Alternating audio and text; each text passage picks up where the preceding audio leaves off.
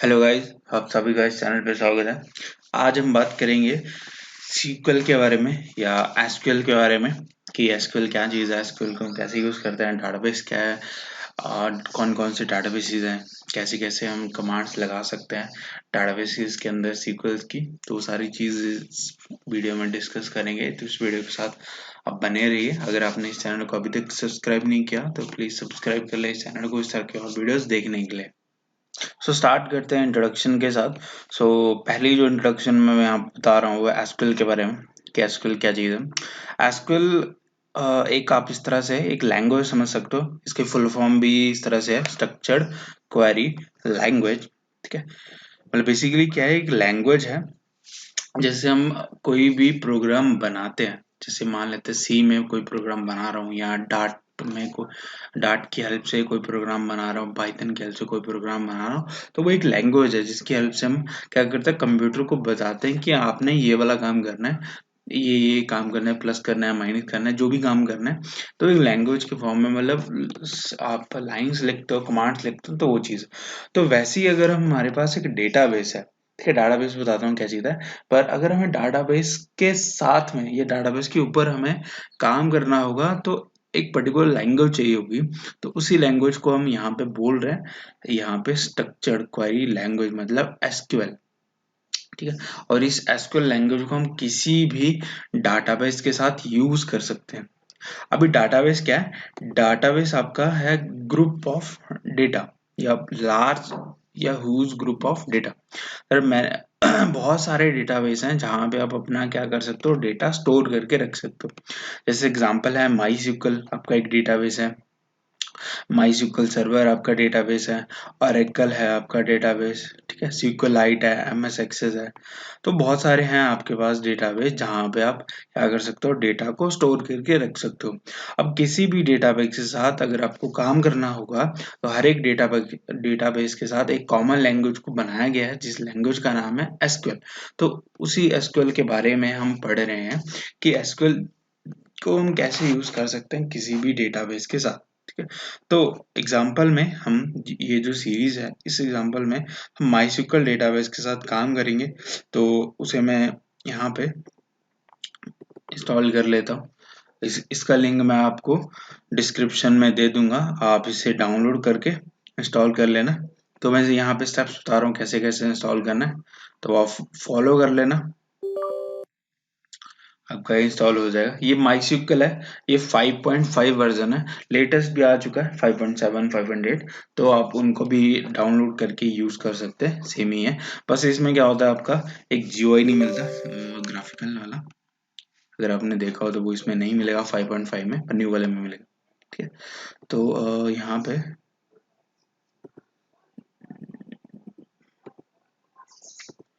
Next next next कर दीजिए। आपको यहाँ पे ध्यान देना होगा, यहाँ पे इस वाले पार्ट में आपको एक पासवर्ड सेट करना होगा। अब ये पासवर्ड हमेशा आपको जरूर हेल्प करेगा या नीड होगी इस हेल्प की, जब भी आप माईस्क्यूएल आपका जो डेटाबेस है वो रन करोगे। ठीक है, तो यहाँ पे पासवर्ड कुछ भी रख सकते हो, बस दोनों जगह, मतलब यहाँ पे और यहाँ पे सेम ही रखना है। तो मैंने ए रख दिया, ऊपर भी और नीचे भी स्मॉल ए, अपनी मर्जी आप कुछ भी रख सकते हो। इसके बाद आप क्या करना है, एग्जीक्यूट पे क्लिक कर देना, तो आपका ये इंस्टॉल हो जाएगा। ठीक है, ये इंस्टॉल हो रहा है, तो जैसे इंस्टॉल हो गया मैं कंटिन्यू करता हूँ। ये इंस्टॉल हो चुका है। इसे हम यहाँ पे आप सर्च कर सकते हो माईस्क्यूएल, आपको इस तरह का मिल जाएगा, माईस्क्यूएल 5.5 कमांड लाइन क्लाइंट। ठीक है, इसे इंस्टॉल करते टाइम करने के बाद आपको कुछ इस तरह का मिल जाएगा, एक कमांड प्रॉम्प्ट की तरह ही है। अब यहाँ पे एक पासवर्ड मांग रहा है, तो आपको वो वही वाला पासवर्ड एंटर कर देना है जो आपने वहां पे रखा था, जो मैंने आपको रखने को कहा था, आप वो रख के एंटर कर देना। एंटर करने के बाद आपका कुछ इस तरह से ये माईस्क्यूएल प्रॉम्प्ट करेगा, मतलब आपका ये ओपन हो चुका है। ठीक, तो यहाँ तक तो हो गया कि कैसे इसे इंस्टॉल करते हैं। आई होप इतना आपको समझ आ गया होगा। इसका मैं थोड़ा साइज बढ़ा रहा हूँ।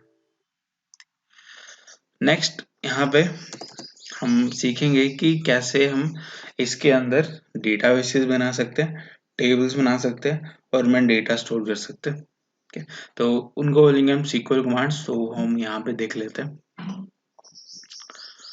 सो एक सेकेंड, ठीक है, इनकी बात कर रहा हूँ मैं SQL कमांड्स की। तो इनको कैटेगरी वाइज डिफाइन किया गया है। पहला तो है DDL, डाटा डेफिनेशन लैंग्वेज। तो इसमें create, alter and drop command आता है। इसे हम वन बाय वन करेंगे सारी।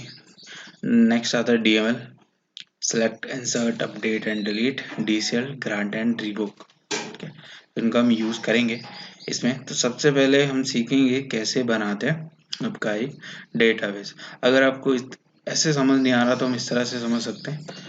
मैं यहाँ पे पेंट ओपन कर लेता हूँ। जैसे हमारा जो विंडोज का मतलब माइक्रोसॉफ्ट विंडोज जो हम यूज करते हैं, विंडो 10 यूज करते हैं, तो उसमें क्या होता है, हमारे पास फोल्डर्स होते हैं। ठीक है, यहाँ पे स्क्वायर फॉर्म में जो मैंने बनाया ये फोल्डर्स मान लेते हैं हम। ये फोल्डर्स है। अब किसी भी फोल्डर का आप ओपन करोगे तो ओपन करने के बाद आपको उसके अंदर मिलेंगी फाइल्स। ठीक है, फाइल्स होंगी बहुत सारी।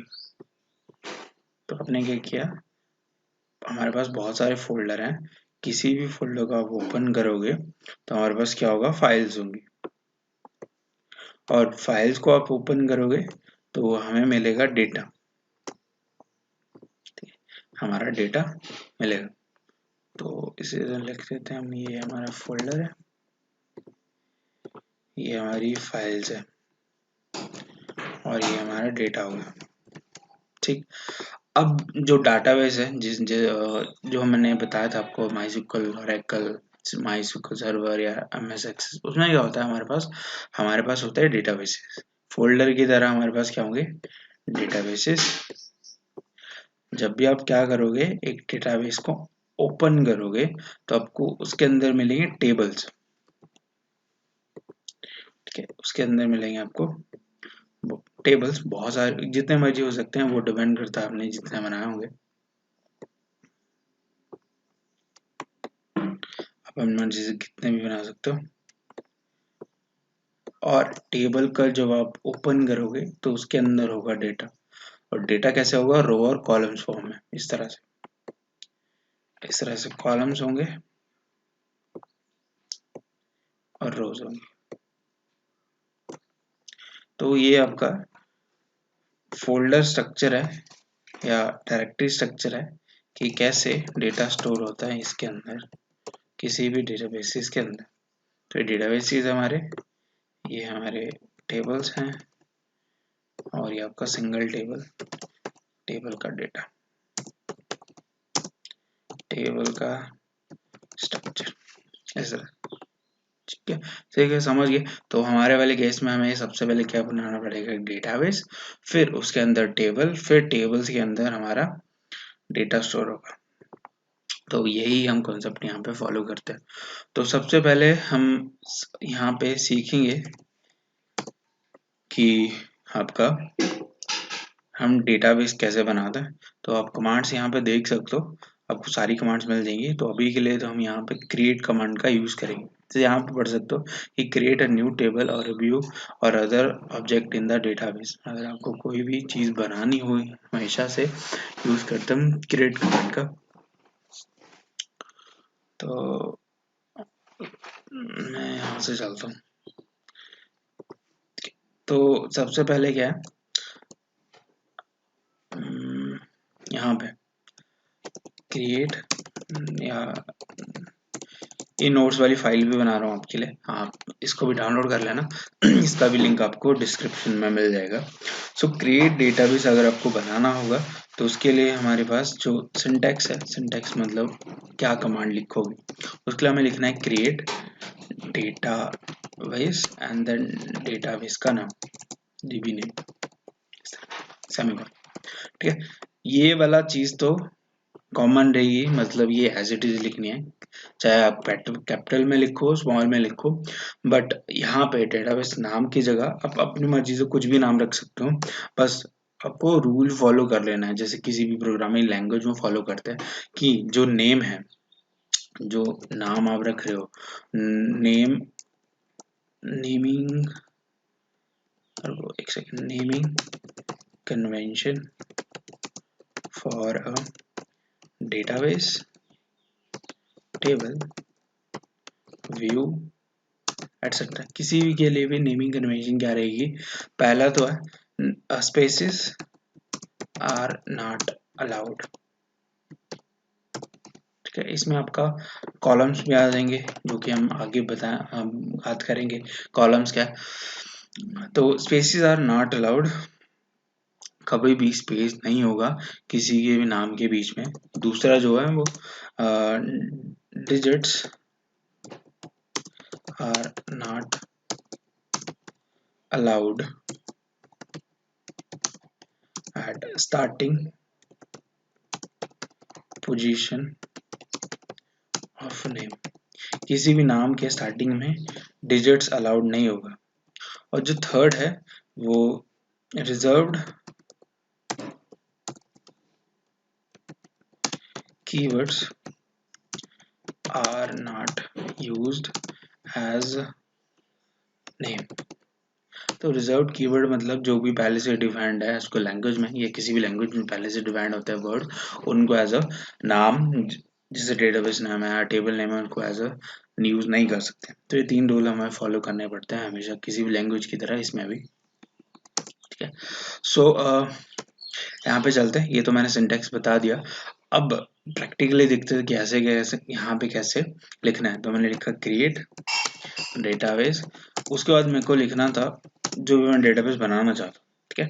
तो एग्जांपल के लिए जो हम पूरी सीरीज में फॉलो करेंगे वो स्टूडेंट के लिए ले रहा हूँ कि स्टूडेंट का एक डेटाबेस बनाना चाहता हूँ और उसमें स्टूडेंट से रिलेटेड बहुत सारी इन्फॉर्मेशन, जैसे स्टूडेंट का रिकॉर्ड है, स्टूडेंट की पर्सनल इन्फॉर्मेशन है, मार्क्स है, इस तरह की रखना चाहते हैं। तो आपको जो भी प्रोजेक्ट में चाहिए होगा, नीड होगी, उस हिसाब से आपको यहाँ पे डेटाबेस बना देना है। नाम कुछ भी रख सकते हो, बस थोड़ा इस तरह से रहे कि पता चले कि ये किस बारे में है।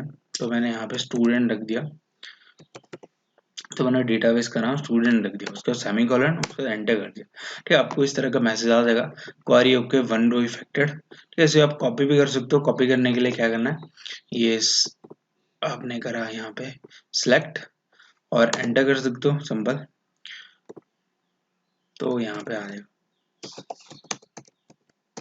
इस तरह से आपके पास ये चीज आ जाएगी। तो डेटाबेस बन चुका है।